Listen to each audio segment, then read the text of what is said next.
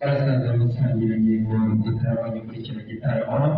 inyuma bisi bose bagira icyizere muze kuza babwira amazina yazo ndaza kugira ni data mwiza data nkunda data ukundwa gusa nazo kubyara amasomo kuri umuryango kwibyara biteye neza bikabira igitabo bihumekera imana ko dusa neza turasigera impanga maze rero unyemere duzamura ikiganza unyushe umugisha n'amashyi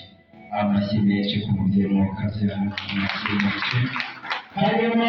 ndagira ngo uze kubanza mbibwire dore yuko n'ababwiye amazina yanjye mwaze kugira ngo nige avuga ngenzi zayo nagisekuru kirekire ngira ndavuga ngo ndavuga imana rubasha rurema bintu ndavuga inyembaraga n'inyamaboko ndavuga ndishimye mwese ndiho ndavuga umurengezi wacu n'ikirengarenga barenganwaga n'umwanzi umwanzuro agakiza karaza bagashaka bagataha batikinze kibona amaraso yesu yatugize umwenda w'uragenda gukura abana b'imana ndavuga yaciye abisirayeli bahatangiye n'ubuze twabacakasha kugasura imbibi tw'aburengeraza bashira mu nyanja dukora ngo dukomeze dukomera imeze nk'imisozi imbere yacu bigiye guhunga tugahunguka tugataha ikanani twebwe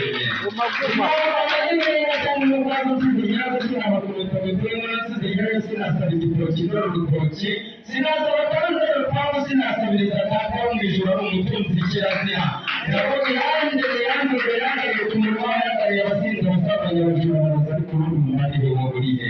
iyi mana muyibera icyubahiro amaboko zawe amashini y'umuntu rwose n'ibyo kubikora aza kugira ngo izina ryanjye rituma ryeganje rero karanzi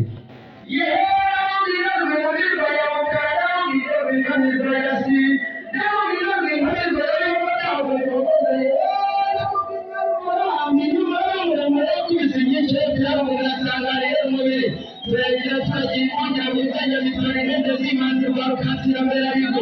wowe icyo bayituvuga ati dore kiriya gicyoya cyayo n'icyo gikundiro mbere abigo agatangira kwisabira mu migango ruteka minsi bazongera bategera iminsi urategera iragoye Yesu Bwana mbere maze papirasa zikubisa amaso ati ndazigukorera inyama ririmba iyo munani n'abananiranye n'abandi bamutakura igitego mu bakobwa nagukunze nakubona uzahora ususurutsa iteka mama shegewe